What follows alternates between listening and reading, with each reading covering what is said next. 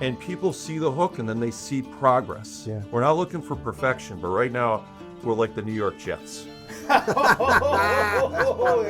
There's nothing worse I can say than the New York Jets.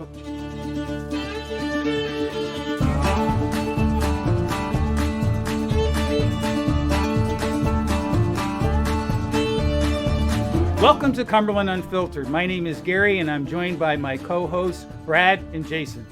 Our guest tonight is a lifelong Rhode Islander, educator, public servant, and community leader with deep roots in East Greenwich.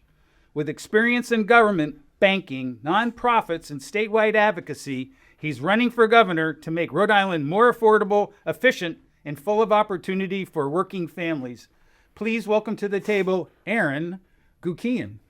Thanks, guys. Thanks for having me. I appreciate it. No, thanks for coming on. We appreciate it. I mean, this is a high-profile stuff for us. I mean, we got the guy that's going to be next governor on our show already. Yeah, I mean, I know. come on. It's good stuff. You know, we're going to say, I knew that guy when, right? He was on our show. And so that's kind of the exciting part about that. I was very happy when you said that you'd come, which it's going to hopefully get the show going the way you'd like it to go. And I was saying when we first started, having read from your website about the Meet Aaron, the page about that, I have never seen anybody with as much experience in my entire life. I'm a guy that did similar to what you did, but like 1/3 of what you did.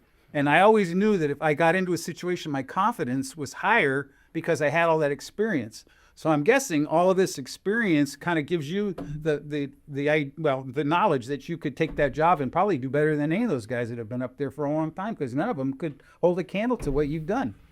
Well, from your lips to God's ears. There we go, right? I mean, I feel like King Kong right now. I appreciate it. Having done what you did, I don't know if you understand what I'm trying to say. No, I'm grateful. I get what you're saying. I come from great parents. My deep roots here, like you said, they grew up in Providence. Father's a union plumber, local 51. Also is Michael Pat. He's from Four Brothers. And my mom's a respiratory therapist, retired.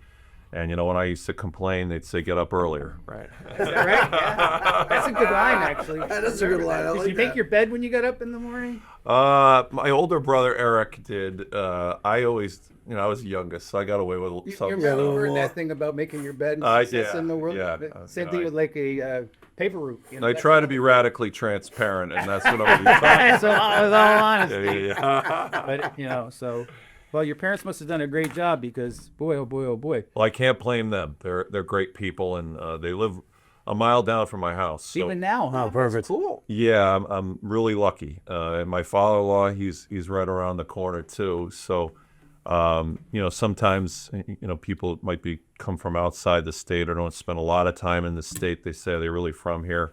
Like I always say, I always want to be proud of what I do.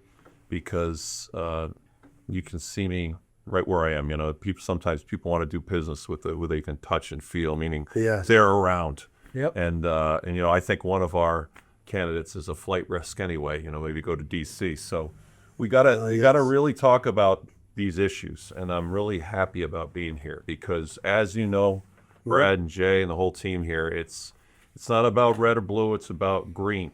And everyone's getting crushed. Yeah. Yes. I've got my platform, Rhode Island Works Smarter. I can't wait to talk about it, and just kind of my vision for the state of Rhode Island. Yeah, I would say let's kick right over there then. Yeah, so Rhode Island Works Smarter is simple. It's work directly with the frontline and union workers. There's expectations and agreements in life.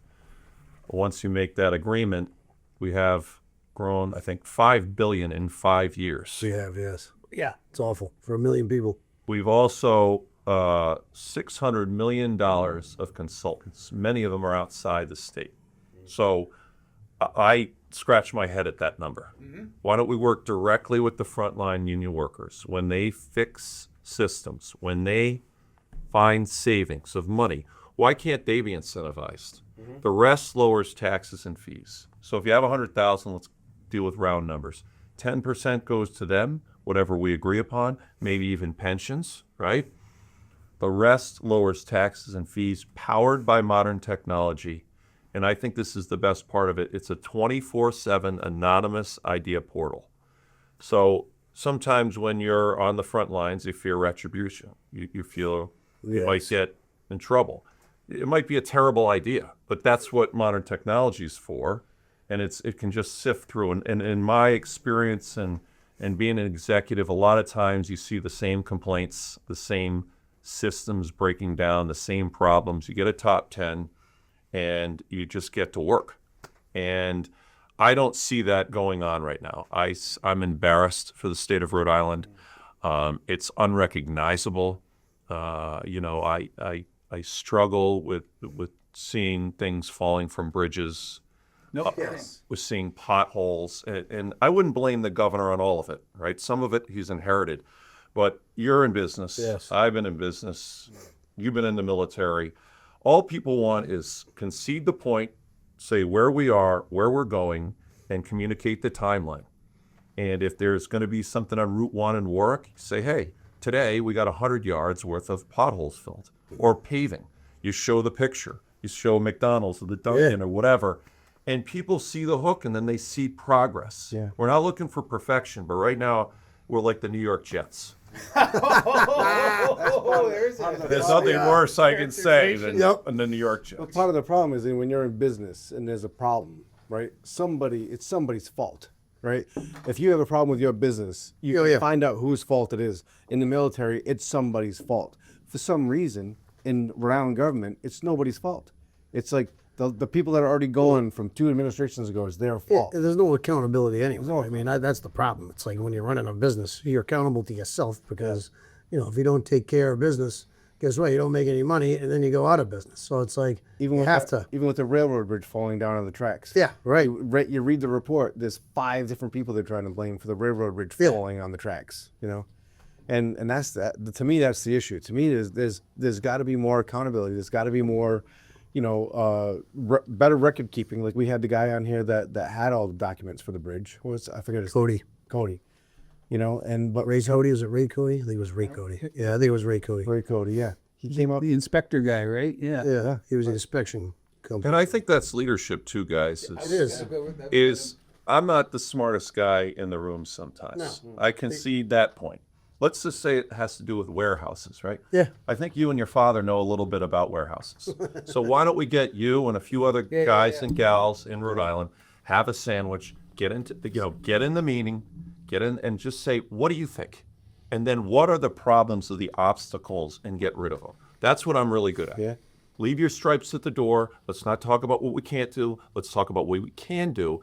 And all I don't even see any even movement. I just see slow, lethargic.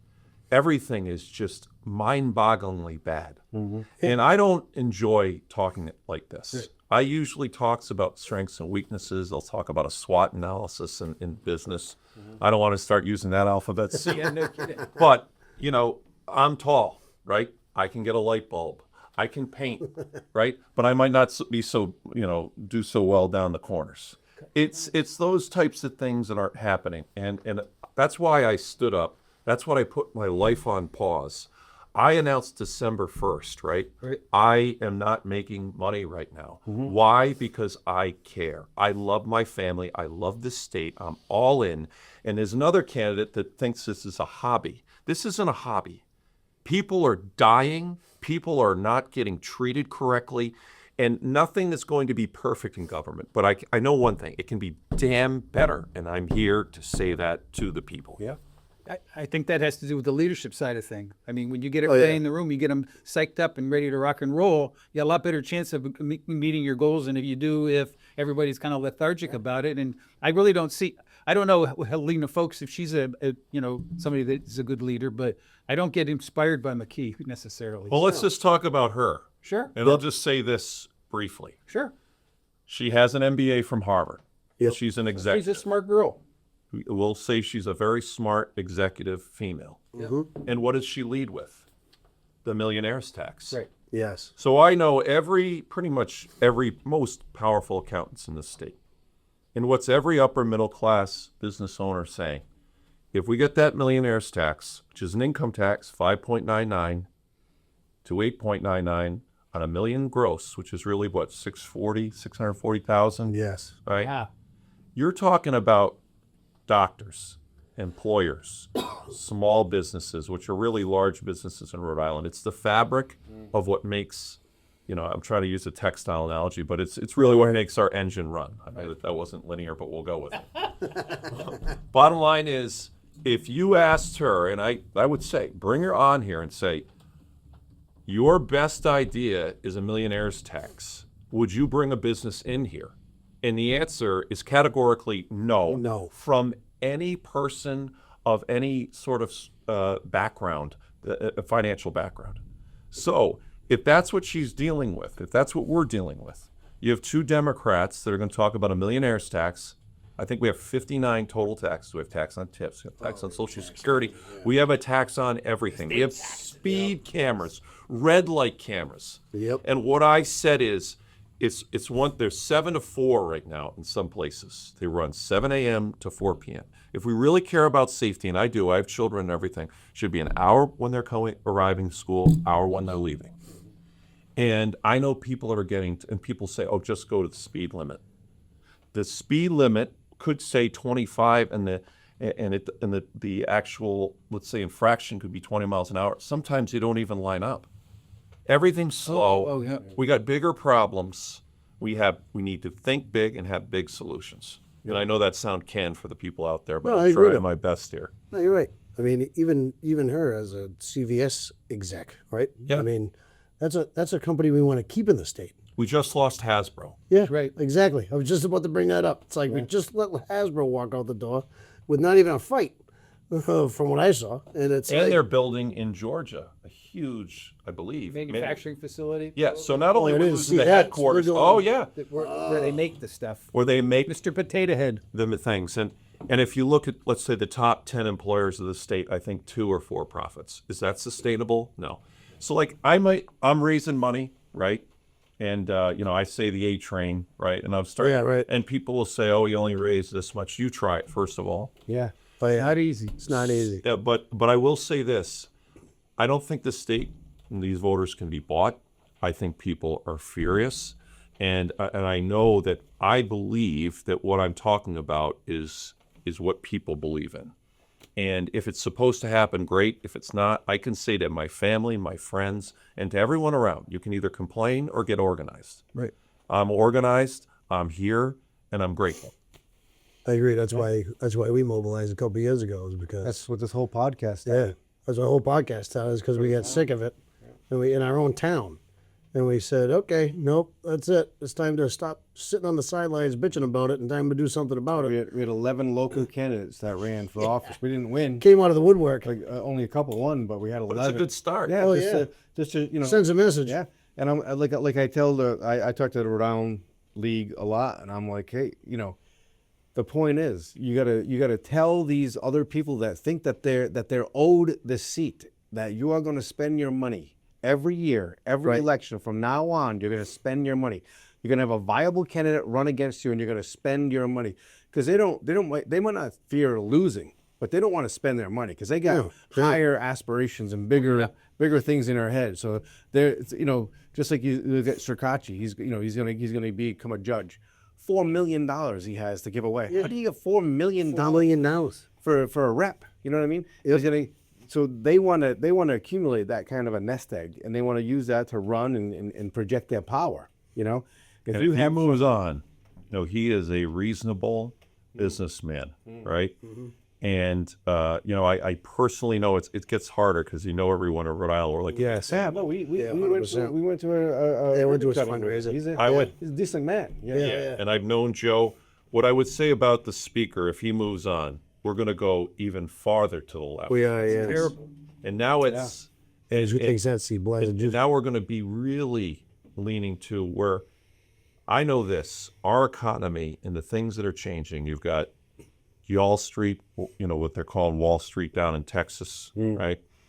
You've got people, the net migration out of this state, New York and California, is real. It is. Yep. I've been down in Florida trying to, just start to get some momentum with and I know a real estate agent down there. She's never been busier. It's just she's busier than ever. Yeah. The hard thing down there is they don't have the schools, and I think we have very good in certain areas of our state and private schools, they're there, and that New England sort of history. That's why we're growing in Cumberland. We're one of the few school districts that are growing in student, every year. Population, yeah. Yeah, which we have like hundreds a year. The Because governor, again, like you got to know what you believe here. And the governor who wanted the mayoral academies, established the mayoral academies, just said he's not for charter schools or the expansion of charters. I mean, I won't do that. I mean, everyone can change their views. Like if you say, hey, man, I was wrong there. Yeah. They're horrible. But that's a core principle of what he's run on. Yeah. And now he wants the millionaires tax. I remember when he was there for lieutenant governor, it was all about the small businessmen. Small business. I just about to say that. Yeah. That was his other. I don't know any small business person that's saying, oh, we're on the right track. No. Yeah, not at all. Those business studies, aren't we usually near the bottom? Oh, we're places to do bottom. business, We're right? 48, 49, 50. We're dead last to Yeah. start a business. And that was the thing that Yeah, we are dead last started business. 40% of the population carries 100% of the population in taxes in this state. Yeah. So I mean, there's 40%, like 400,000 or whatever, are carrying the other 600,000. That just is not an equation that works as far as I'm concerned. Yeah, I'll tell you a story, right? There's some people I grew up with that are my age. I just turned 50, and two of them, one of them is a very powerful attorney.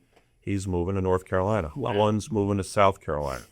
And it's, people that have these multi-generational companies, if a lot of them, their kids aren't ready to take over, right? Or they're not, maybe they're going to be doctors and they're not in warehouses. I'm just going to use you for example. So how old are you? 48. 48. Now, if, let's say your kids weren't involved, they're not in school. shit, we're only getting 48. Holy crap! Rode hard and put away wet. I gotta be nice. You know, it's a warm startup. So lose some weight, Yeah, exactly. Brad, But Cousin can get away. what if, let's just say you're 58. Let's just accelerate it 10 years. And you say, okay, you're working with your accountant now and you're getting crushed and you have a viable business here, but it's, I think you're in multiple states. Yes. How, other than you love this state, how can you not start to say, I'm going to move my headquarters? Exactly what Yeah. happened. 100%. So I told you, Joe Circacci was at a ribbon cutting. It was a ribbon cutting for a factory-built home. The factory-built homes were from Ireland. They built one on Brad's, warehouse in Walworth, right across from the Hyatt. Like modular house? Yeah. Kind of a modular house. We went to a committee for affordable housing at the State House. Oh, boy. It was like 15 or 20 people on the panel. Only 2 people showed up. Him and another guy, Brad and another guy. Brad representing the modular house guys from Ireland who want to come into the U.S. And another guy who was out of Pawtucket. And when they asked both of them, why are you starting a business? Why are you doing this modular housing in Rhode Island? The answer was because I live here. Not because it's more profitable. Right. Not because I can make more money in Rhode Island. Because I live here. Because they said that 90% of the people that build modular housing is Pennsylvania or upstate New York or rural New York. But they asked why. Yeah, they said why. So only 2 people in the entire state showed up to say, I'm going to build modular housing or factory-built housing in Rhode Island to help with the affordability crisis. And the answer was because I grew up here and I'm dedicated to it. So you have to almost take a loss in Rhode Island. You do. To build these to help with the problems that we have. That's probably why it's so expensive now that it's like it made it so it's not affordable anymore. Yeah, I mean, let's see about electricity rates. Oh my God. And the green mandates. Oh, you can save 30% off your bill. You get rid of the government BS right off of it. Yeah, and Yeah, I we're mean, not our progressive. seniors, I don't think we talk enough about our seniors. I don't think we talk enough about our veterans. Yep. The whole heat or eat. You're going to need Yeah, air yep. conditioning because, it does get too hot for these people. My wife's got a cousin, and they were trying to get a Korean War veteran, couldn't get him housing, right? Because they were both teachers, and I don't want to say their names publicly, Yeah. to keep their privacy. But Chris is a great guy, and they called me and they said, "Hey, how can you get us somewhere?" And all the contacts, I'm making all these phone calls, and they had to take care of their dad in the house with help. Now, they're not millionaires; they're teachers. Yep. Teachers do well, right? But they have to really be, they have a budget. Right. And sometimes it's hard when certain populations of the state are always getting constant attention.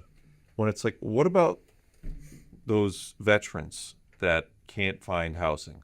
What about the seniors out there where I think everyone, I don't think I'm digressing a little bit, but I was up there for the landscapers and talking about the blowers, the gas blowers. Oh, yes. And the electric blowers. Yeah. And it was just like a hair dryer. That's how I kind of was like, but it's more than that. I think most people will say that are down the middle, we would love to use some of this. I would love to have a green blower.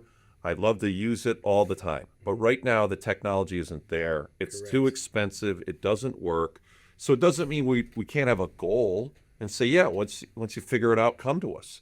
You look at, and I'm going to be talking about this at length, is advanced energy. Some of them, they call them SMRs.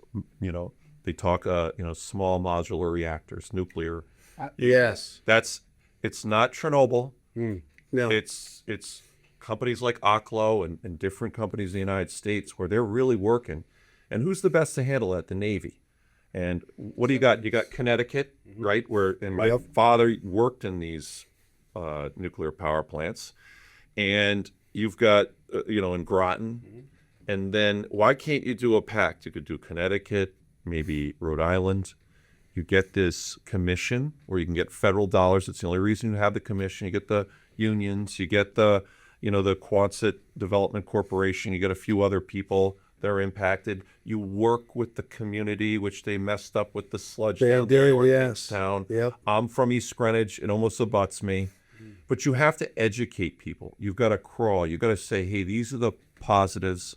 And then if you could ever get something like that, where you have that type of engine, it could even be out of our state in Connecticut, which they handle, you could use the windmills, you could use the solar.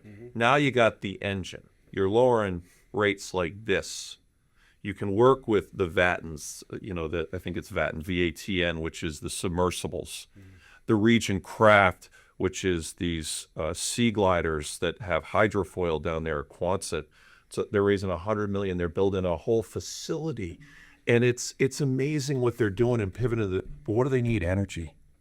It's all about energy and electricity. Electricity for those guys. Yep. And whether it's Fusion and Commonwealth in Massachusetts, if you got a hub, and when I become governor, and I negotiate with the president, this is about national security. It's about jobs with Electric Boat. They're growing them 8,000. Yeah. And I think there's 270 companies down there. We've got Torre. If you open up your chips and you see the silver lining, that's what they're all about. And we have to get activated. And that's where we can pivot. That's where we can generate a lot of jobs and we can make ourselves cheaper. And with Rhode Island Works Smarter and this energy, if we could do that, then all of a sudden we can get competitive. Then we start talking to guys like you and your dad in, let's just say, Maryland or Delaware. Say, why don't you come to Rhode Island? More jobs. We are an unbelievable state. We are perfectly situated between New York and Boston. Yeah. We're right there. We're the ocean state. We got the blue economy. We're doing so much, and we have so much to give, but we can never get out of our own way. And that's what I'm hoping to do. Because we don't admit we're wrong. Like you said when you first started the conversation, when we started the podcast, is if you champion something and it turns out to be wrong, admit it's wrong and go a different direction. We don't do that in this state. Just like the power, right? Power is killing people. Sewer's going up, water's going up, electricity is going way up, taxes are going way up. If you can fix one thing, get rid of that green energy subsidy that they have in the power bill and give people a little bit of a reprieve, but they won't do that. We went to a meeting where the representatives at the monastery to go and talk. They went to talk to people about what's going on. How come your power bill is so high? And all they did was like, here I am. I'm your representative. Let me let Rhode Island Power talk to you about why it's high. And then it was just excuses. Yeah, they were talking about one half. Nobody changed anything. Nobody did anything. You know, They go, they have their free lunch. Yeah. And then they go back. And That's it's it. and everything's, my father always taught me, Yeah. no such thing as a free lunch. Free lunch. Nope, not at all. And so many times that what's really driving me crazy is, and I was at this event, is that why are the Democrats, for some reason, only the ones that want clean and affordable energy, and they're more, let's just say, for the environment? Yeah. I remember a time with John Chafee and that New England Republican, with that they were fiscally conservative and they were all about the environment. I am that person. I'm their worst nightmare. I'm a working class Republican, and I don't run away from it. I'm for the Second Amendment. I'm for the Bill of Rights. But you can also say that and also say I'm a father of 3 daughters. I have daughters in high school. I know what it's like to hit rock bottom and have some sort of issues and also mental health. And also, in addition, like safety in our schools. We can have all of those things. We're losing money, let's just say, with certain types of guns. If you can go right to Connecticut and right to Mass and buy these, then why can't our people that sell them sell it on an even playing field? Now, again, if you brought everyone in and said, leave your stripes at the door, we're not going to talk about the big 20% that everyone's going to get upset about. But what can we do with, let's just say, the mothers that are against, the guns and let's just say your gun owners? Bring them all together and say, what can we do? And if you work it that way, I've seen change. And I can't tell you right now, I have worked with and talked to more Rhode Islanders than you would ever know. I am a Rhode Island guy. I was at the hip of the governor for almost a decade. I've been around. Most of them, great people. Some of them are here, some are way here. Most are right down the middle. Yes. And that's what I am. I will go to some places in the western part of our state, and they might get disappointed. They might say, oh, you're a rhino. I'm not a rhino, but what I am is pragmatic and moderate. Right. And I'm okay with that. And I'm not going to go into some place and say, yeah, this is what I am, just because it's politically expedient. But what I will tell you is what I believe in my heart and soul, which is I know one thing. If we don't change, we are going to be in huge. You already see it with these cities and towns. I agree. Yeah, I It's know where you're going. Unsustainable. It's It is unsustainable. understandable. When your biggest employer is the state. State. Yeah. And the biggest thing in Rhode Island, if I were to say one thing that people in Rhode Island are cognizant of, the thing that they're paying attention to, what would it be? Bridges. Yes. And then we have a Definitely bridge bridges. collapse on itself. After we've already had years of bridge issues, we have Yes. another bridge just fall off onto the tracks of the Dump a ton railroad. of money in it. How the hell does that happen? If you're the governor, if you're a local official, if you're a state employee and your job is the bridges, how do you not identify the fact that another bridge is going to collapse onto the tracks? You know what I mean? Like, when that's the one thing that people are looking at. Nobody you pays know? attention to infrastructure. No, it's They'd rather unbelievable spend to money me. on pet projects. But it's Unbelievable. all hands on deck. Yeah. Yeah. And that was what bothered me. It was almost like they all rolled up and like, oh, here we go again. It's just like, I'm going to say it again. It's just like the Jets. It's like, well, Yeah, it is. we'll have another quarterback. Bring in a new coach. It doesn't make any difference. We're Yeah, still it's the losers. same. We'll just fire a new head coach. Yeah, it's, exactly. After the second game, they're in a rebuilding year again. You Yeah, know, like- exactly. Like, how do you? Oh, well, now we're in a rebuilding year. We'll get it next time around. Like, it's, So people are getting used to it. I've been on winning teams. I've been on losing teams, right? Winning teams, when you're losing, you get closer. Or you start saying, what are we doing wrong? And maybe you're out going against a team that's much better talent-wise. But you get closer and you communicate. The biggest thing I've always seen between winning basketball teams and losing teams is just listen to them. Are they saying screen right, screen left? Talking to each other. Same thing. It's like this echo chamber up there.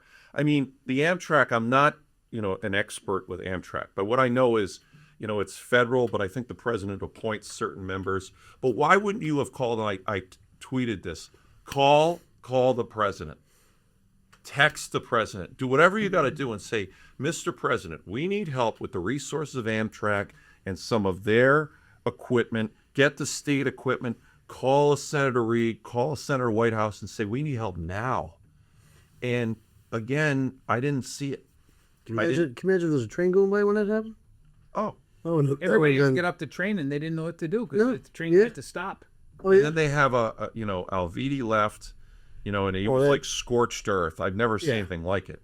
I was trying to be a gentleman but I'd never seen a person when the chief Scott Cattell, when he took a shot at him during the blizzard, I couldn't have been angrier. I mean, here's a massive man who's done everything for North Kingstown. He is the embodiment, right, of emergency management. Now, I do give him credit. He did apologize, but much later. We all mess up. I can do those things.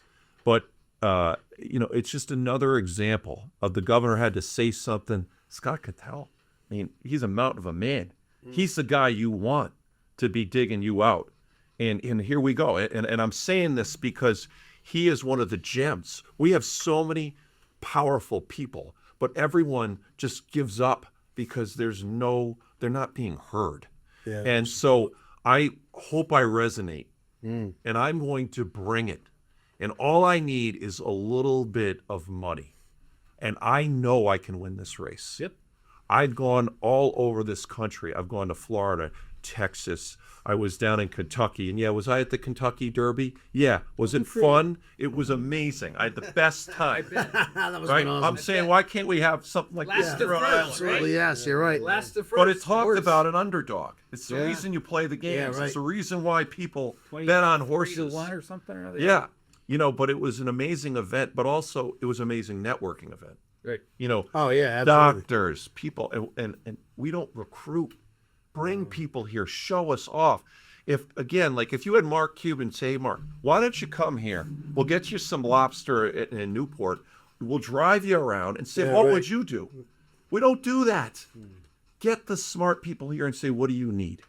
Yep. And then, and we have corporate welfare here. But at this point, That's the problem. who Yeah. cares? Just get people, talented people here and say, and it all has to do with money. A lot of talented people leave.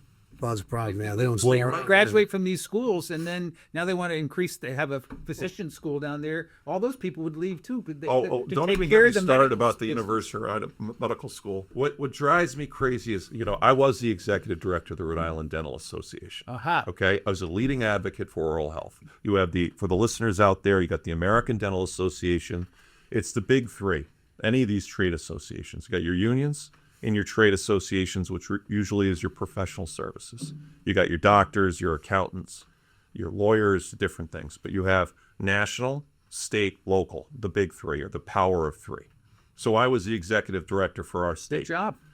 It's one of the largest infrastructures of small businesses that people don't talk about because you have dentists, hygienists, dental assistants, and office management. Okay? Yep. All they did was what I said is, you guys have your martinis, you complain, you go back to work, right? And these people, I mean, and I'm not making a joke about them, dentists, right, and oral surgeons. Let's just say your nephew takes a ball off the Yeah, teeth yeah. during Little League. It's usually a July 4th. Yep. They're getting a call. They got to go into their office and they got to figure it out, right?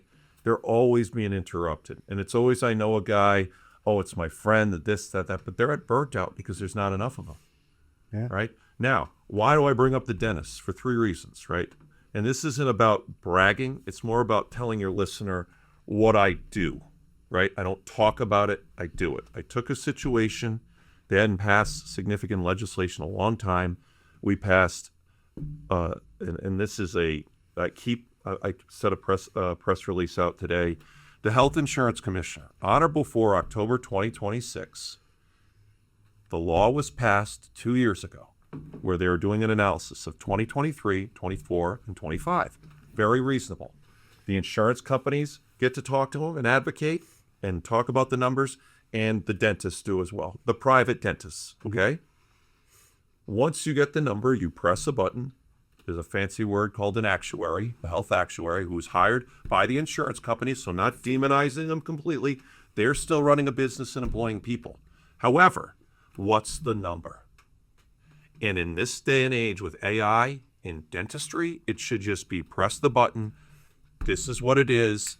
And then we're not going to be Massachusetts and Connecticut, but at least you can tell people this is it.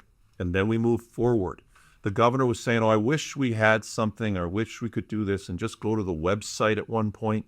It's like, here's your formula. Second, access to care.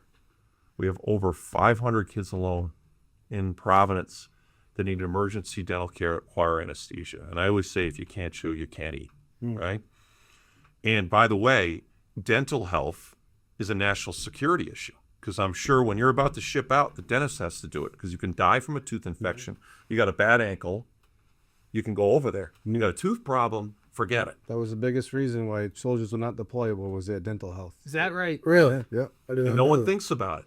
Now, Oh, kid. these kids have this problem. I worked with the Attorney General, and there was fine money. Remember Route 10 and 6? Yeah, We had a press conference. $12 million going to the kids, right, to help them.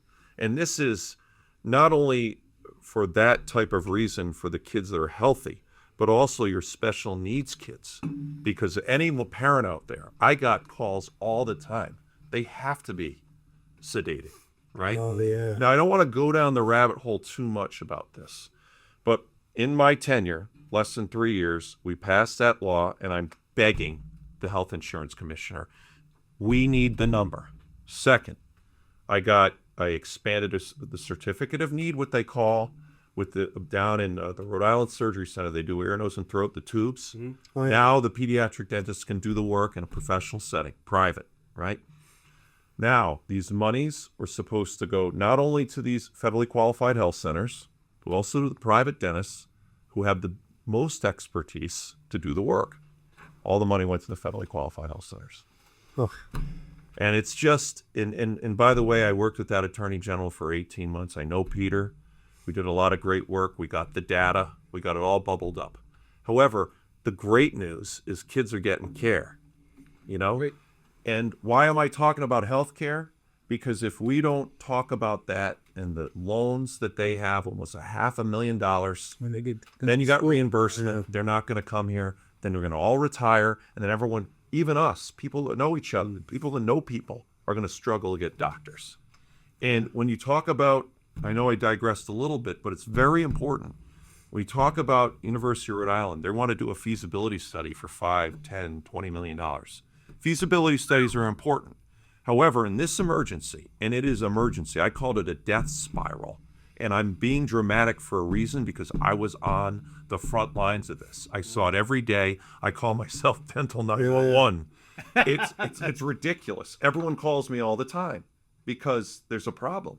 But the University of Rhode Island, there's no strategy on where they're going to do their rounds, where are they going to do their, what's it called when you go after medical school? Residency, thank you. There's no plan. Actually, Florida State did a great job with Florida. They worked with these federally qualified health centers. They used what they had and not what they didn't. But how about just starting a loan health repayment plan? If you put that 5 to 10 million and just put it and just said, we're going to just attract doctors, much like a Teach for America thing. Here's 50 grand for 5 years. And if you leave the state, it's clawback.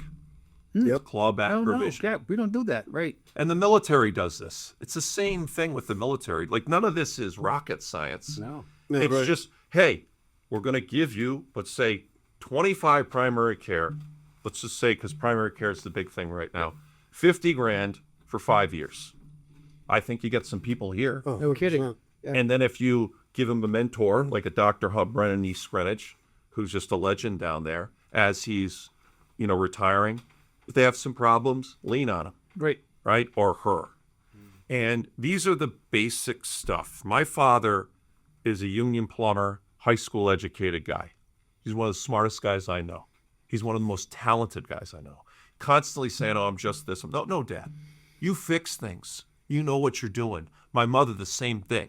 And why are we going outside the state to try to find solutions when it's right there? in front of us. Yep. So you started that explanation off with why that we can't be like Connecticut and Massachusetts. And I've heard this 100 times from my primary care and other doctors, other friends of mine that are in that industry, that they can go across the border In Connecticut, Massachusetts, they make 30% more Yeah. the day they open up a practice in Connecticut or right across Massachusetts.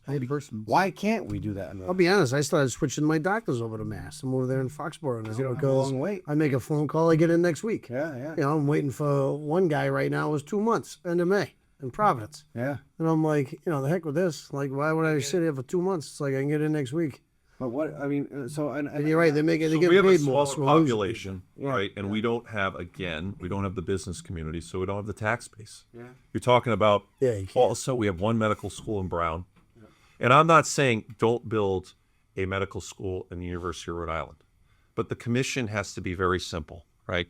There are many ways that you can do a very strategic sort of support system, or you just there's dental and medical integration, right?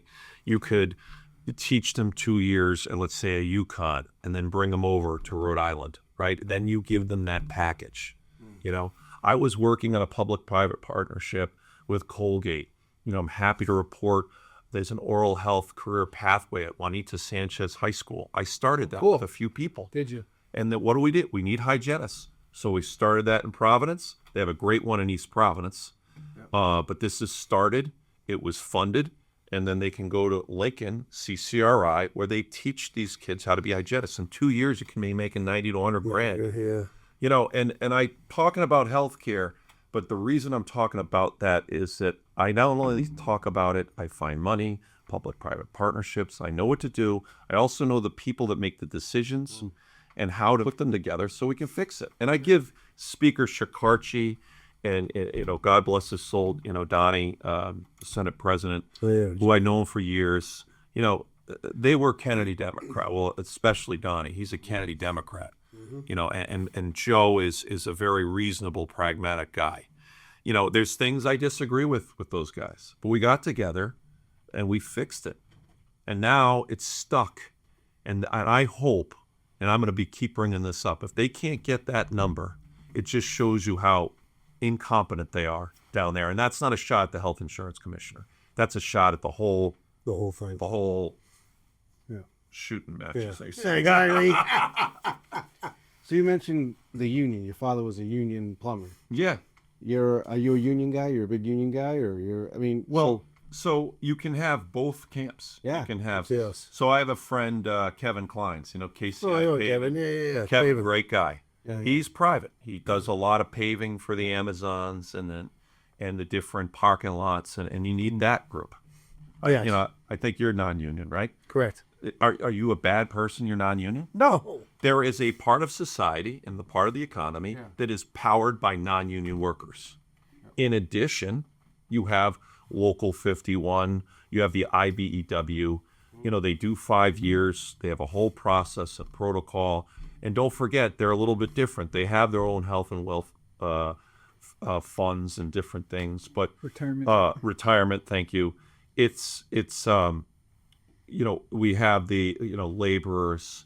And there's nothing wrong with, you know, I've worked that you serve at the pleasure. Yeah. Right. And serve at the pleasure can be problematic, especially if the person you serve at the pleasure is having a bad day. Or Been there, done that. or maybe you stepped in it. You know, there's a couple times I was a young man and the governor he pulled me aside. And he's like, "What are you doing?" Had too many cocktails down Providence, shot my mouth off. Oh, You know, and it came back to him. And I said, "You know what?" I wrote the guy a letter again. I messed up. Called him. Said I messed up. And you know, it took me a few more times to bang my head against. You were a the young wall. guy. That's how you learn, right? But right, and what's getting back to the union. I am not against the unions. No, I don't mean against. So Brad and I, we campaigned for a guy who was a Democrat. Yeah. And he was a conservative. He was a Kennedy Democrat. You know. Correct. And the day that the election came around, he had people at every polling station. They were all union employees, and they had no idea who this guy was. Yeah. I went They're up and organized. they had no idea who they was like. I was just organized. told to be here this day at this time.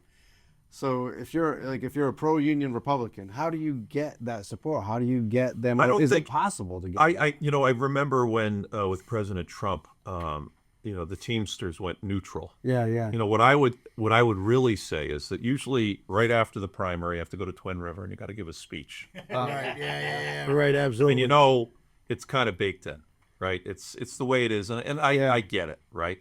However, why don't they just go to all their union membership and say, just like they vote for their business agent or whatever, business manager, have them all vote, each individual ones, and then at that particular event, they vote for what their membership wants. And I think you might see a big change, especially if it was anonymous, like all voting should be. Because you talk about pensions, or I'll talk about pensions. It was a massive change under Gina Raimondo, and I thought it was really fast and draconian. Teachers. Now, again, with the teachers, everyone wants to demonize the teachers. I've been a teacher. I was talking to a Providence, I'll call her Jen, at the TF Green Airport, and she said, I got 12 kids that can speak English. I got 12 kids that can't. How do you teach an elementary school in Providence? They're teaching the tests. They don't even know what tests they're dealing with. Rhode Island Works, you know what I mean? It's like, and it's not fair to them. Yeah, how crazy is that? I'm sorry. With modern technology, right? If you took the handcuffs off of them and said, all this administrative stuff, we're gonna fly through that. Yeah. I remember English teachers with bloodshot eyes reading all the time because they care, but you're setting them up for failure. And I was talking to some Providence teachers at the State House, and they said, again, they're not being heard, and it's because I was a music teacher, and one time they had special needs kids in the class. It was very difficult, right? Oh, for sure. And I said, if we could do this separate, if we could work with them sort of in a different type of environment, is that possible? We worked towards it. We got some solutions, and it worked. But you got to go through the whole process. But, I mean, look at the litany of things, and I like to be positive. I try to get up every day. The only thing you can control is your attitude. And this place right now I'm heartbroken.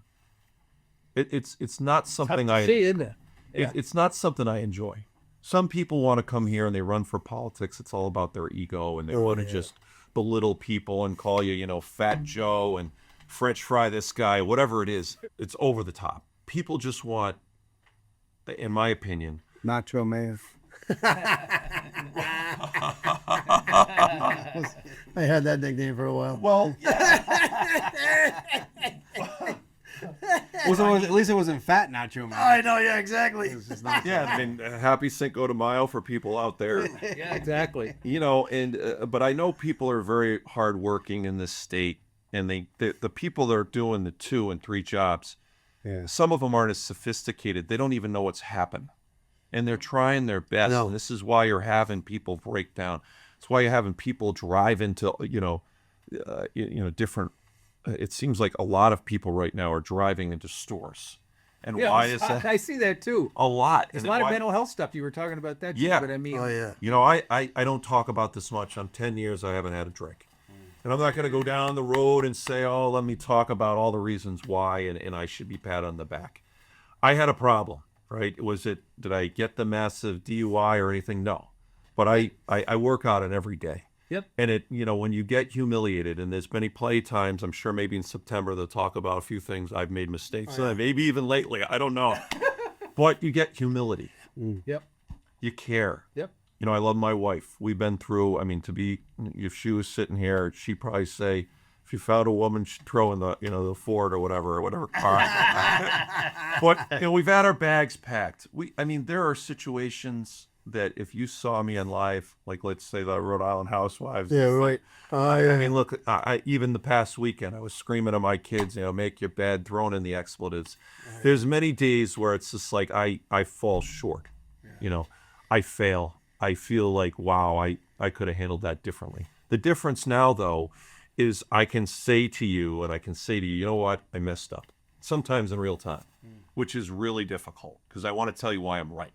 Yeah, that's what people usually do. But 100%. Humility is a great thing, and that actually, even in government here, we need more of that. Because the guy at the top isn't willing to take responsibility for things or act as a leader. I think Dan needs to. I always say pass the baton. I was shocked he wanted more of this. Yeah. 8 years is a long time. Did you see the polls coming out? The things with the polls and the numbers he's behind and all that. Kind of stuff? Anything with UNH is they're ridiculous. Well, but would you even when you get ready out there and you're rolling your sleeves up and they have debates and things of that nature, are you going to spend more time talking about Helena? Or are you going to talk more about him, or they both get equal time? Well, I think that you got a couple things, right?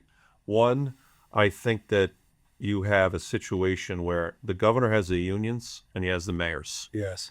It's the second Wednesday now in September, so it's typically the second Tuesday because of Labor Day. Primary day is going to be Wednesday. I don't think these polls, maybe they're not, I haven't dug into them that much. They call them tabs. Yeah. I don't think they're just doing a general electorate. And of course, I'm not a poll guy either, but if you're, he's getting smoked. This is the primary. Much different story. And you talked about organized. The unions really have they do not like Helena. And the reason I say this, right, is it's factual. I don't think this is negative. Her husband was on the committee. We'll fact check this to make sure. In regards to the pension reform with the former Governor Raimondo. Oh. Right? So you look at a CEO, her history, if you looked at what she did with Hudson, this is all facts again. Oh, yeah. The shareholders didn't want to give her, that's Saks Fifth Avenue for the people that don't know, multiple centuries in business. She went in, she fired a lot of people, and sometimes you got to do that in business. Mm-hmm. But it was thousands of people, and then she wants a millionaire's tax. She doesn't mirror her constituency. She's trying to play this liberal lion, and I don't think Rhode Island is, the people that I know, they're not stupid. And I don't know how you can go into the booth and say, oh yeah, she's a liberal lion and she cares about me. I think she's a flight risk. I think that she wants to go to Washington, and we already see an example, a hardcore example of these gantries. And it's going to hit the boys. That's on my list. This job lot, it's going to crush our businesses. We're going to go around the state. I know Chris Maxwell. It takes $30 million just to repair them to get them going. I know. Why don't we just break them down, take that $30 million, and put them into a loan repayment plan? I heard, and I know I'm talking a lot here. No, we want you to. No. Meds and eds, right? I heard the Democrat National Committee and Mayor Paolino, and I was just on as in the arena, right? And I have a lot of respect for the former ambassador and mayor. And all he talked about, it was almost my same messaging. And it's like, where is, and Bill Clinton said this. He's like, where did we lose? Because I was talking about the environment where the Republicans aren't part of the, support the good, good environment or whatever. I'm starting to get tired a little bit, but it's where, there's a lot of fiscally conservative Democrats, but then you have this group and they're getting stronger. Yeah. Oh yeah. Might have a speaker leads that way. There's nothing wrong. That's what he believes. He's not going to lie to you. He's way over there. And for the people listening, if we don't get activated, you don't start supporting me either financially, honking waves, I don't care. We've got to start a movement now. And I've seen it before. They told Don Kuchar he had no chance. He won the primary. He won the general by 10% because people had it. Yeah. Just like the Kentucky Derby. He was probably the last guy that we had. At it now. Yeah, that's right. Hell, I mean, I remember Kuchar when I was young, and that was when I didn't really pay attention to politics. He came out of nowhere. I drove him everywhere. I sang. I'm a singer. I'm an artist. I have an MBA. I've done a lot of different things. That's what led off with. Yep, for sure. Yeah, and but it's important because you can meet people where they're at. Mm-hmm. I held the flashlight for my father many times. It starts to bust him. You hold the flashlight, you work your way up, and you learn. And I was a pain in the neck to him. Mistakes, Yeah, I was a pain in the neck. I wish I had more. He's very proud of you now, though. So he's a great man. And your mother too. So. Yeah, my mother. Yeah, and my father-in-law, my mother-in-law died of Alzheimer's, and this was many years ago. But that was when we had young children. I was getting an MBA. I was a vice president of a bank. That's when my drinking really escalated. And by the way, if you looked at my life, you drink too. Yeah.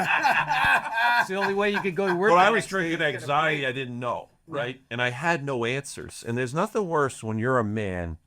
And we had our third daughter, and I was transitioning out of the governor's office, and I don't have the big car, and I don't think I'm a big shot. My mother-in-law my wife and her family are cratering. My father-in-law is an amazing guy, pitcher at PC. No kidding. Was with Colt 45 with Joe Morgan, and then he started his own, from rags to riches. Wow. Yep. And canning management, and just a great guy. And he has a Section 8 in different parts of his commercial real estate company. But when I saw him, he had no answers to that disease, and he was trying to control it. And he's a powerful guy, and he's an alpha. And I'll do male. I was probably the only guy, because his son David, who I know very well, we grew up together, he was too close. And I had to talk to him about certain things. I'm like, this isn't working. We need to get help. But he felt guilty, and it's hard to say as a big man, I don't know what to do. And I felt like I'll a big wimp, but you can fill in a big pansy. There's not enough of that talk. I've been grateful. I was at the NFL draft. There's a guy, Big Mike, Big Glenn, and a guy named Will Hernandez, not Aaron Hernandez, but Will, 9 years in the league, big men, right? I bet. And when they transition, some of them have big problems. They don't know what else to do. But I was at the NFL draft, and man, was that fun. A lot of people there. There's a blast, yeah. Oh, my gosh. I've never seen this thing was flipping huge. Thousands and thousands of people, but the beers were $23. Holy shit. What? $23. $3? So, I was drinking my Cokes about 15 at a time, but it was pretty fun. Holy cow. But If you're a $25 hour minimum wage, you'll be $50. there's another thing, right? I mean, where are our chambers of commerce? Oh, my God. The chambers of commerce, and I know a lot of them. I was just talking to Erin Donovan Boyle. She does a great job over in Newport. But, they have these panels. I know Lori White. I don't know the new one in Northern. Yep. But it's like, enough's enough. Who is your constituency and who you're fighting for? You're fighting for the small business people. After the election, if you got to write some checks, they all have political action committees. I get it. But right now, you need to galvanize, because your small business people are not happy with what's going on. No. The League of Rhode Island Business is a perfect example of why. And the League of Rhode Island Businesses, and a lot of people say, what's my position on those guys, right? I know Dave, I know Shane, and I know you're very involved. There's a lot of people involved. I will say this, right? And I see one guy over here that I just met. He's going to be... Yeah, absolutely. Running for senator. He's one of a Senate in Cumberland. Yeah, what's your full name? Jim Mativia. Yeah, Jim Mativia, right? And it's like, I support Jim. Now, I don't know if a Republican gets in, I would call you, Jim, and I'd say, hey, for right now, I got to be neutral, right? Because I do believe in party, especially in the primaries. But we need to put heat on these people. We've got a senator in East Greenwich named Bridget Valverde, personally nice person. You got to be very careful with your language right now. Yeah. I mean it. She's a good person, right? But she's for the millionaire's tax. Yeah. I get it if you're in Pawtucket, you don't understand business. Yeah, right. She's in East Greenwich. Yeah. We're going to have a tax rate they're going over 4%. Yeah. There's something called PAYGO with these schools. They didn't even get that advantage, so they put it all up front on the taxpayer. And I don't care if you've got my house was like $400,000 or $500,000 just 5-6 years. You've got all those taxes. You got the insurance. You got the fees. You got this, that, the summer camps for those parents out there. And these are first world problems. I get it, but you're still your constituency. Your core constituency is all getting squeezed. Yeah. And it's. I mean, I know it's. I'm keep repeating this, but I mean, also, what do you lose is your philanthropy. Mm-hmm. But getting back to those guys and gals that are full on, they actually put their list of names, that the people that supported that business group, because you can go a little more, because it's a different way that you can fundraise in politics. Correct. A lot of my friends, a lot of people that employ people. And you know what? I'm not ashamed to back Dave and Shane. Mm-hmm. I'm also going to say that we need to find Republicans in the right places, and I'm going to back them 100%. Right. But if there's no Republican on the ballot, let's say there's no Republican, what's the shame of saying, I support this guy or gal because he's pro-business. Yeah. And if there's 100%. An independent, get behind them, because all we need is 5 senators. Yeah, hey, exactly. If we get a governor and we get 5 senators, yep. There's a dear friend of mine, Dave Takoyan. Yes. He's in Smithfield. Dave was on the executive security detail with Governor Kucheri. He was a state trooper. He gets it. He's more like Donnie, the former Senate Majority Leader. I call him Donnie. Should say Senate President. Excuse me. The Senate Majority Leader is Now? Oh, Is that woman? now that Lawson. no the guy that? that's second in command. Chippendale? No. Oh, is that Wazajewski? Democrat. He's owns the. Oh, it's going to drive me crazy. Anyway, We'll get it. those two guys, right? They get it. I might disagree with them Oh, sometimes. Chacon. Yes. Yeah, Frank. I mean, but that's the people we used to negotiate with, and I was not part of those negotiations. To be clear, it had nothing to do with policy with the governor. I was dealt with his day to day, which was hard enough. but those guys, right? And at that time, they were guys. They knew what they were doing. Val Lawson. I almost feel badly for Val. She wasn't even the head of a committee, and they threw her up there. And she's a teacher. She's done a lot for the community. I disagree politically, and I don't think that she knows exactly what she's doing in that chamber, and it shows every day. Why? Because she wasn't brought up through the committees. And so, a lot of times you need people that have the, seniority. And that kind of came out of nowhere. And a good friend of mine is running against her in East Providence, Because Pearson got ousted. He was No, this is East Providence. Oh, Yeah, Brian. Coogan. Yeah, we had yes, him on last- he was on last. He was on last. Yeah, couple weeks ago. and Cougs, just like me, right? I call him the Cougs. He's a good He's a hot guy. ticket. Yeah, Yeah, he's got some Mr. more East Providence. But Yeah, you know oh, what? yeah. I see him with his truck. I see him getting people out of there, right? There's a guy down in Narragansett. He's the head of Rovian. Yeah, just another good guy. Yep. Right? And it basically, here it is, Rhode Island. And I'm so proud of you guys because, and I'll say that I have to say this about me, right? This has been isolating. I've had more objections. I've had more people say, you can't do it. Oh, you're a rhino. Why would I even support you? I go out of the state, and I'll tell you, they like Rhode Island Works Smarter. They like what I'm saying. Yep, for And they know one thing. I'm a big guy with a big plan, and I can do it. And I'm going to inspire people. I think I'm going to win this race, especially the way it says. And if I lose, I'll get up the next day. The sun will rise, and I'll pick up just like my father. My father was laid off. My mom would have to make double shifts to make it work. It's like, you get up, you grind, and if it doesn't work, you go to the next step. Aaron, I was just curious. What's your opinion on the Inspector General question that we were talking about? Like that there's a chance that we want to bring somebody on board to the state of Rhode Island to keep their eye on things. Yeah, I mean, I think that, my party, the Republicans, and I know Jessica De La Cruz, and She's great. Senate Majority Leader. I mean, just an incredible lady and passionate. And we might disagree sometimes, but she's very open to all dialogue and Minority Leader Chippendale and the whole smaller group there of our party. They talk about that. I don't know why we have to hire somebody. I think Rhode Island Works Smarter is just exactly the formula, or the remedy that you need. It's based on the Lincoln Law, which is more of a whistleblower, and it also process improvement with the military. When I talk to Jay, because he's, thank you for your service, and I'll say that again. Thank you. I don't think we talk enough about our veterans, and I don't think we talk about the transition, whether it's sports, whether it's being a veteran. There should be more support.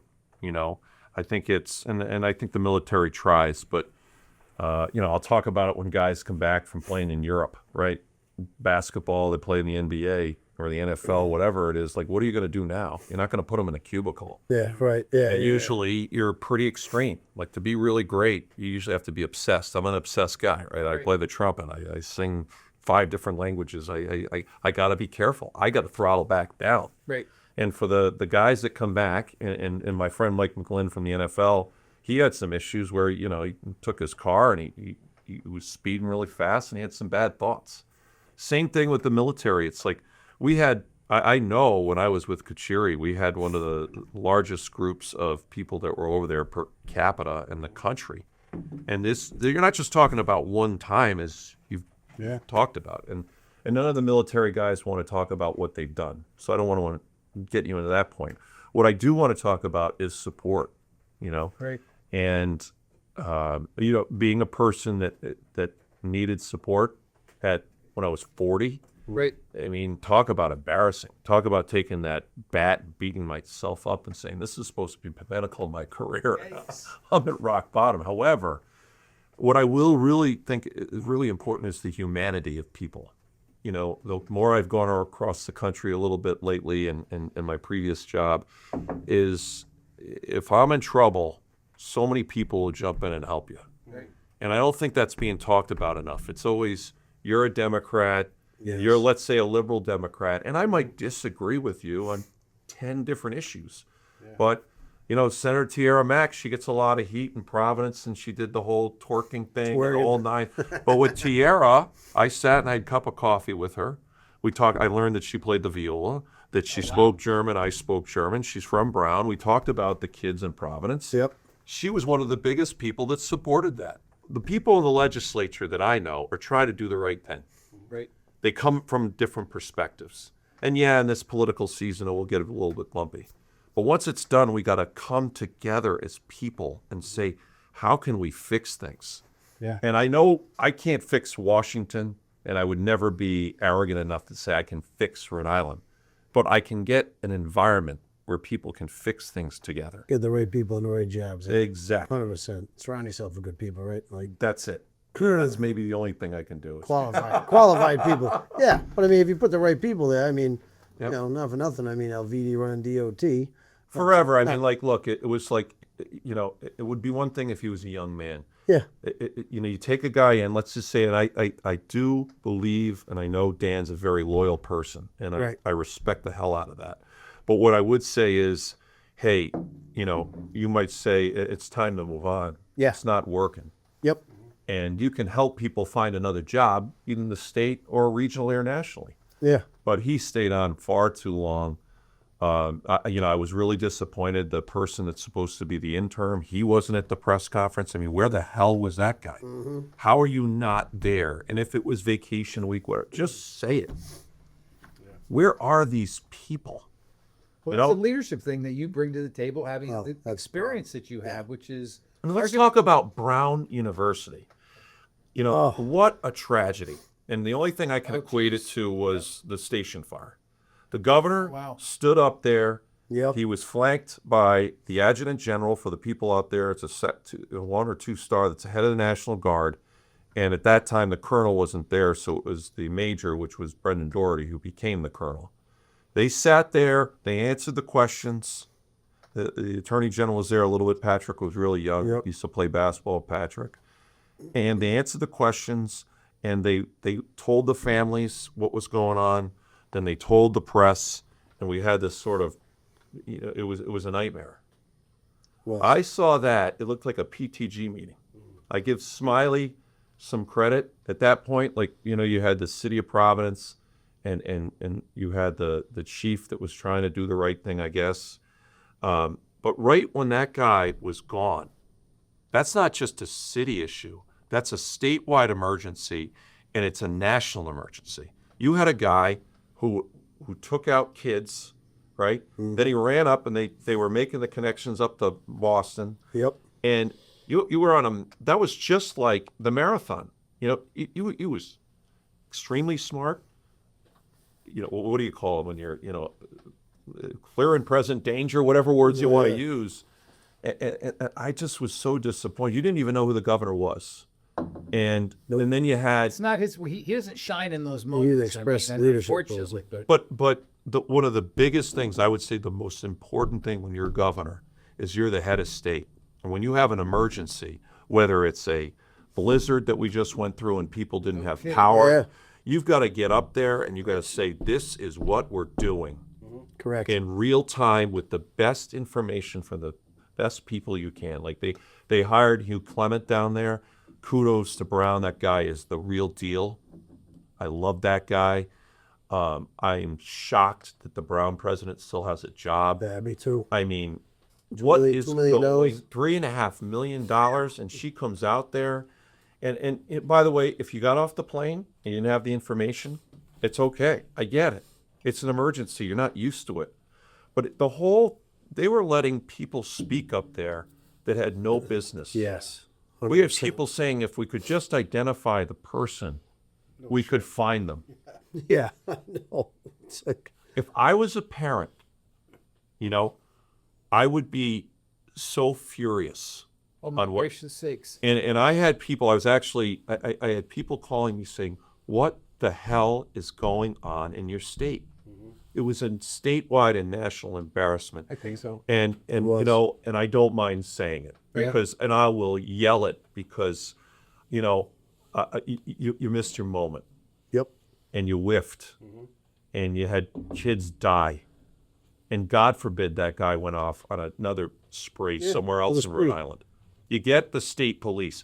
The colonel, he was not even that. No, you don't know what the protocol is. He serves at the pleasure again. Yeah, right. But where the hell was the colonel and the head of the National Guard? They should have been right there saying, we got control of the situation. And you want to talk about ideas that I had. I think this is important. There's millions of dollars of the fine money from mostly like CVS and for the opioid dollars Oh, yeah. sitting in accounts. They haven't I was sitting in there for like 12 to 18 months. John Tassoni, councilman in city, what is he, town council president, Smithfield. We would look at each other, and I'll speak for me. Where's the money? If you work just like when we had COVID, and you get the net, what's the best thing about the military? We have so many great nonprofits, but they're all kind of going different directions. If you made hubs, you took that money and you put it you built out small things like Walgreens. You did a health care loan repayment. You brought these people in, you divert them from, our emergency rooms. If it's mental health, you get some people some support. That's like with Superman building. Like what, we have more things that are empty right now.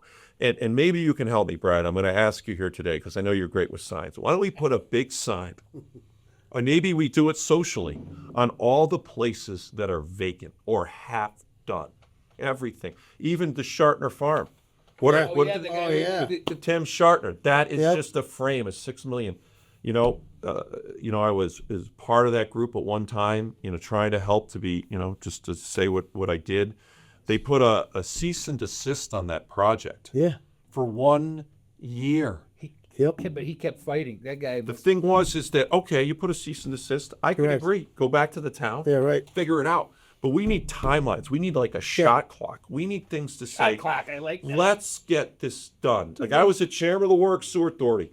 We would say by let's say three meetings, where are we with this? Because you come in here, your whole project could be about the sewers. You get a shot clock within reason with all the legal, and you lean on the lawyers. Get it done. Move. Bruce Sunland, get it done. We need someone up there saying, get it done. I don't see it with this governor, and I don't see it with any of these other candidates. No. That's why Aaron Guckian for governor of the state of Rhode Island. There we go. I like that, baby. That was awesome. Took me 2 years in Warwick to get the big red bond, that affordable housing modular home done. And I'm like, just because it was different, because it came in from overseas, and I'm like, it's a little different, but it's not that different. Yeah, I mean, we could 2.5 years, modular like, homes. come on. Yeah. Ridiculous. And I'm like, here's a state that needs modular homes. But they were all there at the ribbon cutting. Oh yeah, 100%. Yeah, no doubt about it. Yeah, no doubt about it. It's just Yeah. And no one has a lens to the business community. No one has a lens to all the No. divides. And you're fortunate, right? You're a legacy guy. Yeah. And there's nothing wrong with that. Your dad did whatever. I don't know your dad personally, but he built it. You haven't messed it up. You're doing bigger things, which is even better. And and congratulations. But if we just had these simple things in a shot clock, and you got your sewer authority, you got your electric, you got them all in a room and said, we need to make permits because it's all about permits. It is. Velocity, urgency, execution. We got to move. And I know our state, and I know once I get this microphone, people say, why didn't you run for lieutenant governor again? I'm 50 years old. I need to speak to the people directly. And I hope I inspired some people. Please go to www.aaronforri.com. Yeah, absolutely. I'm in the matching funds. Donate $10, it's $20. I don't care. We need people. We need a movement. And if we do it, like we start with Shane's place, I know I'll raise some money there, and just keep donating. $5, 100%. $1. Absolutely. It all matters. Yes, let's go. That's what makes the league a formidable opponent, is that they're getting the money. Right. And- It's all about, yeah. I mean, you got to get enough money to be competitive. Right. And in our state, it's the cheapest governor state in the country. Oh. We're less than 60 days. So if I built my whole infrastructure, and man, has it been difficult, usernames, passwords, Facebook, Meta, Yes. this, that, the other thing. You in a small business, Yeah, you're in right. the military, you know how difficult it is. But we're ready to launch, and I feel like if it's supposed to happen, it will. And if it's not, that's okay too. I will shake that person's hand, and unless it was really terrible, and or at least maybe give me a couple days, right? And I'll also, one of the hardest calls I had to make was I called Sabina Matos and I congratulated her. That was a really hard day for me. It was a hard day for my family. What happened after that with the signature scandal made me very frustrated. Oh, yes. 100%. And now that she's 70 days, that she spent out of state last year, that to me is offensive to the taxpayer. We all can go out of state for vacation, no problem with that. But when you're going to Israel, On the dime, on our dime. yeah, and even if you're not even taking money, you're still not here in the Still state. not here. What are you You're not doing your job. in Israel as the lieutenant governor? Trade mission, maybe.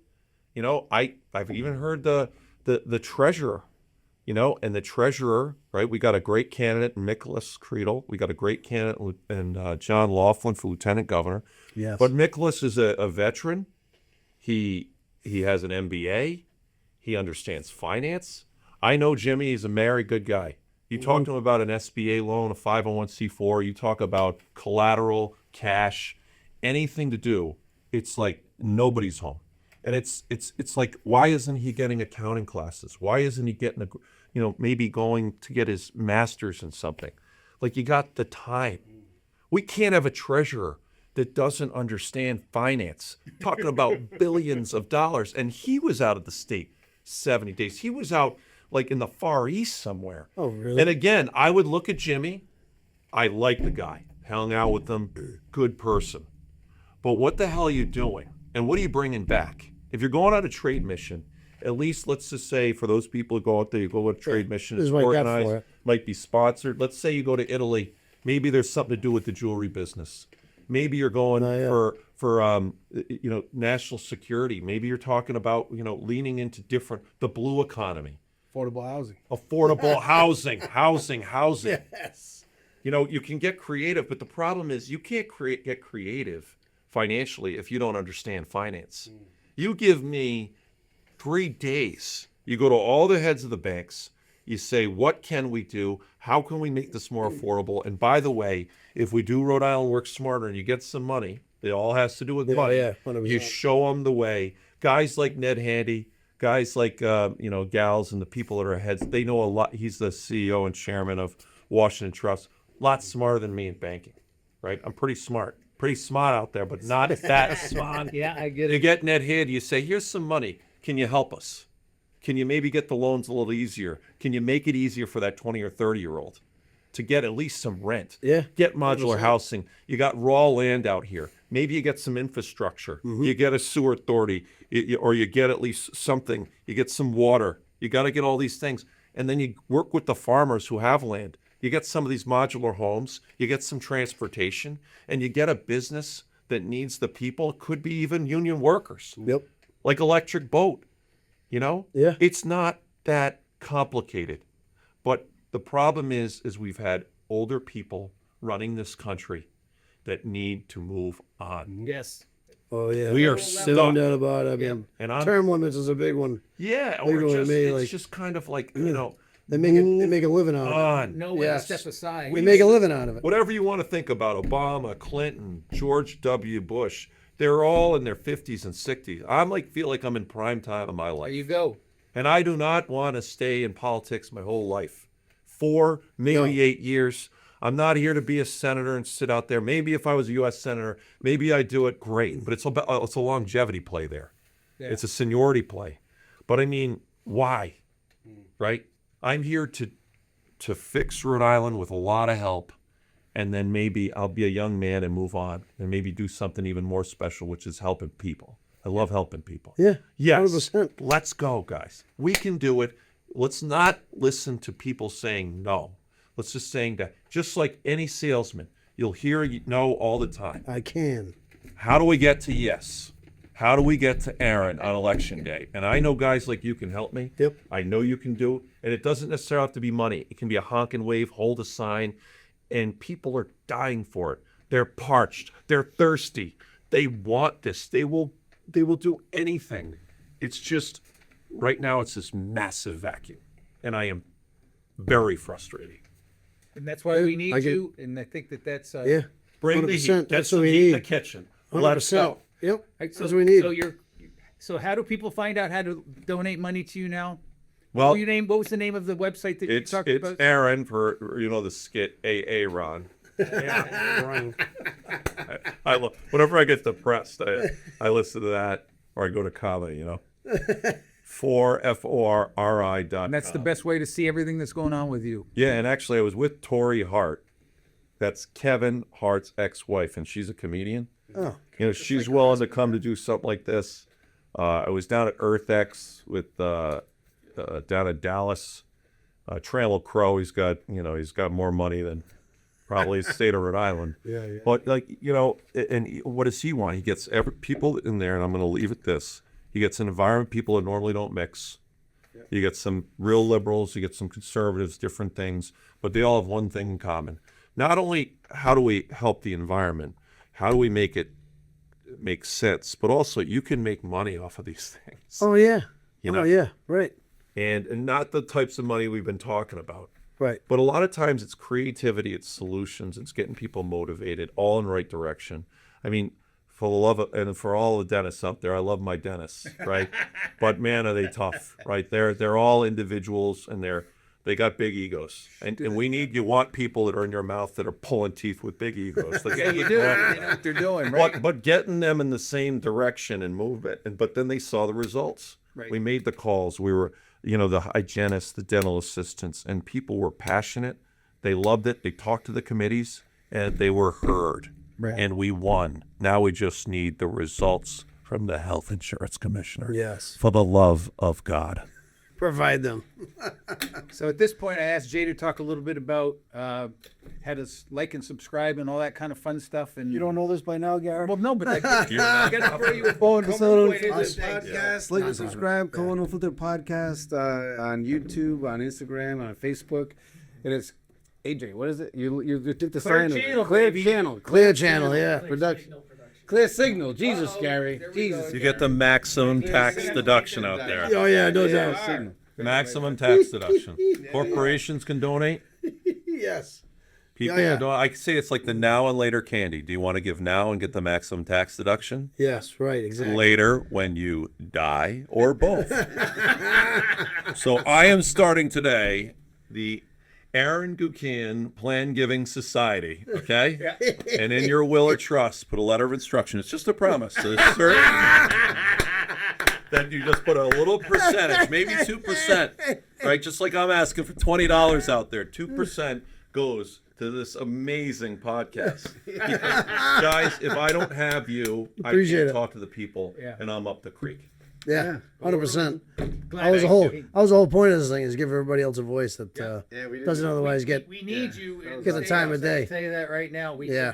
My wife wants me in the State House. I'm out of the house. But she knows where you are. Other than that, Yeah, that's it. Come home with Yeah, I the love pizza, you know? Yeah, no doubt about it. Yep, absolutely. Oh, that's good stuff. I appreciate you coming on. Thank you again. All right, fellas. And What definitely do you good call luck. it, Brad? It's a. What's that? Oh yeah, it's a wrap. It's That's one a of your wrap. line, right? That's a wrap.